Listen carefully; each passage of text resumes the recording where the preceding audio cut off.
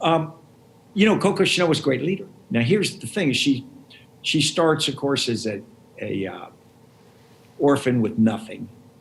She learns to sew. She does nightclub singing, and she becomes connected to some army officers who essentially, for whom she becomes a courtesan. And that was not looked down as much then as it might be now. But she is very opportunistic, not in a negative way, but in a positive way. She sees that women's fashions are heavy on the eve of the First World War. They're expensive, they're hot, they're constricting.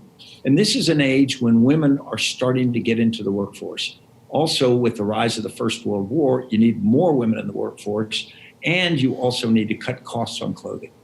She sees a series of things intersecting, and she says, let's create an entirely different way of dressing, lighter, freer, more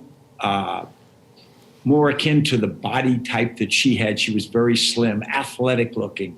And so she creates this using new fabric. She creates it, but to sell it, she creates a lifestyle. And the lifestyle, she centers around Coco herself. So she lives this lifestyle. She epitomizes by how she dresses, how she lives. And she invites women to come be Coco Chanel. And to do that, wear my fashions and ultimately use my fragrance. And it's wildly successful. She also turns out to be a very good business person. Although she gives up much business control of the Chanel empire, she keeps creative control, which is key.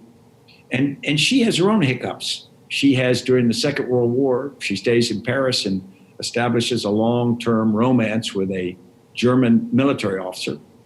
She gets involved in some intelligence things she shouldn't have. And so she is essentially forced to leave France for more than a decade. And she's persona non grata. But then she comes back in the 50s. At first, people are somewhat hesitant about her fashion coming back. But then, of course, they embrace her again, and she reignites the empire and goes forward. And, of course, it's healthy to this day. She was a tough lady. She was great at marketing, great at business, but really tough to work for. Demanding. She had women stand like human mannequins for hours while she adjusted fashions on their body, while she's chain smoking cigarettes out of the corner of her mouth. But she never had trouble getting people to work for her because as followers, as participants, we want to be part of something special.